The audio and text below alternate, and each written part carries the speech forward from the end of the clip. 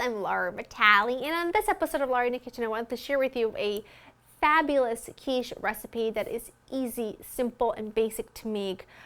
It's so delicious and would be so great for either an Easter brunch or any kind of brunch, any kind of meal, really. It's really good. If you follow me on Instagram, which I really suggest you do, the handle is Mrs. Vitale. I will put a link down in the description box. I always try to help you guys as much as possible when it comes to holidays. I did a week full of prep along for the week of Thanksgiving, which you guys loved, and I try to do things to help you as much as I possibly can.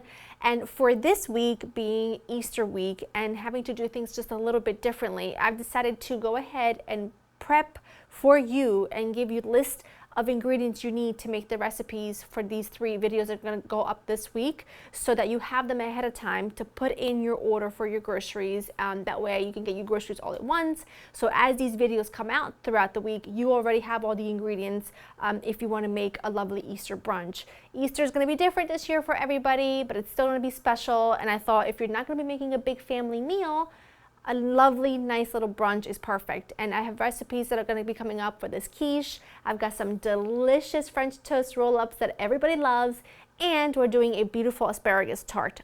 All the ingredients are already on my Instagram, so go ahead and go get them, and then you'll see the videos come throughout the week. I just wanted to say that so that it helps you now. All right, so let's talk about the quiche. What I have in here are some potatoes. I've got 2 pounds of potatoes here. I just have regular Idaho potatoes, and I have them soaking in water. And the reason I do that is because it really helps get rid of a lot of starch, and therefore it makes your base nice and crispy. If you get rid of the starch, it will give you a much crispier crust. So I'm soaking the potatoes. You also need some onion. You need olive oil, salt, and pepper for the crust. And then I'll show you the next step. What I've got is my oven preheating to 400. I have my 9-inch oven-safe skillet. It's about 9 inches and then 3 inches or so in depth. I've got a nice little layer of olive oil in there in the base and around the sides. So that's ready, because once I get all these potatoes ready, I'm pretty much going to be ready to rock and roll. Now you just need to squeeze all of the liquid out of these potatoes, right? You want them really dry. So I'm just going to continue to squeeze all of my potatoes out, and then what I'm going to do is I'm going to grate in with the same box grater that I use for the potato. I'm going to grate in some onion. This is so good. Just you wait. Lots of black pepper, lots of salt. I grated my onion, and now you want to add a couple tablespoons of olive oil to your potato mixture. And then I wash my hands. Wash my hands. I'm just going to go ahead and mix this together just to kind of combine the seasoning and to distribute the onion. And it's just, I'm going to mix everything together really well. And then really, I mean, this is so easy and simple. A typical quiche, Lorraine, a typical quiche anyway, you start with a pie crust, which is lovely. And if you have pie crust on hand and you don't have potatoes on hand, then just do a traditional classic quiche. But this is so good, you'll never make a quiche the same way again. I guarantee it. So what I'm doing is I'm just scattering my potatoes, because then I'm going to go ahead and press it in. I just want to get them in here. And this is also super, super delicious cold, straight out of the fridge, and it would make, you know, a great lunch. You know, if you're working from home and you want to be able to make something ahead of time so that you don't have to stop what you're doing too much to make lunch, then make one of these and then just slice it up throughout the week, and it is just fabulous. And it also looks like a little bird's nest, doesn't it? Very cute, if I do say so myself. Okay, pat it all in there. I'm going to go ahead and chuck this into my oven at 400 for 25 minutes. And then in the meantime, as this bakes, I'm going to shred some cheese, I'm going to cook some bacon, and then I'm going to put the custard together with you so that we can go ahead and move on to the next step.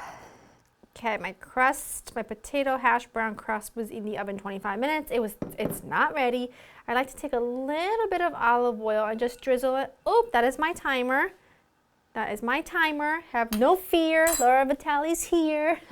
It's my timer for the crust. Now we make the custard, right?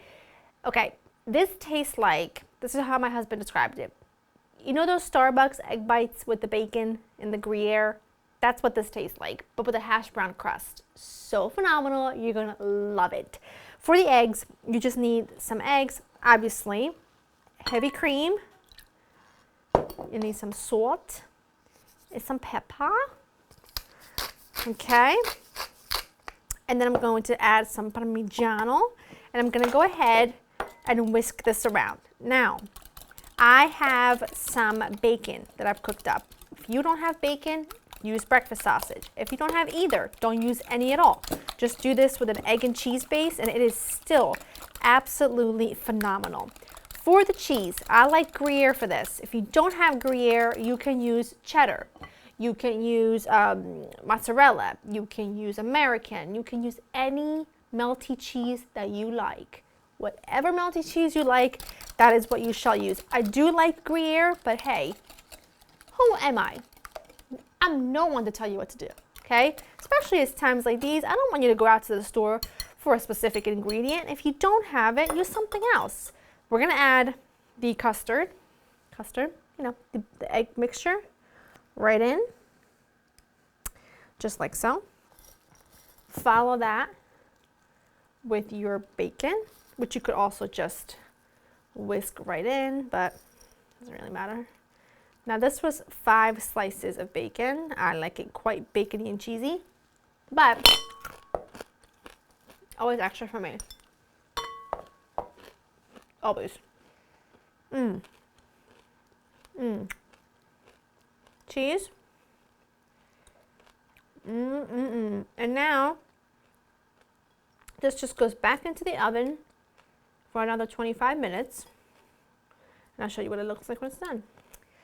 All right, my quiche went back in for 25 minutes. I have let this cool a little bit. I literally was able to just slide it right off of my pan, but you ideally want this to cool down a little bit more before you cut into it, but this is just perfection. If you ask me, oh, it's like a souffle, it is cheesy. The bottom is crispy, but here's a tip for you. If you feel like the bottom didn't get crispy enough, place the pan right on the burner for a few minutes, and it will do the trick. I'm actually gonna do backwards because this is where the crispiness is right now, and that is what I want. And I can also see that there's bacon collected in the back of the quiche. It's gonna be a good lunch tomorrow. Ooh, yes it is. Ooh, it's hot though.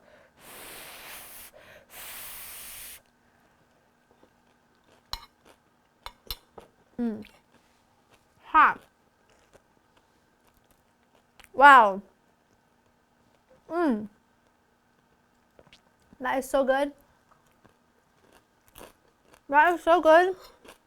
There are no words. It's phenomenal, really. Go to LorraineInTheKitchen.com for the recipe. I hope you enjoy spending time with me. Whether you make this for Easter or not, you have to make this at some point because it is delicious and it's easy and also really impressive. LorraineInTheKitchen.com for the recipe, and I will see you next time. Bye. Oh.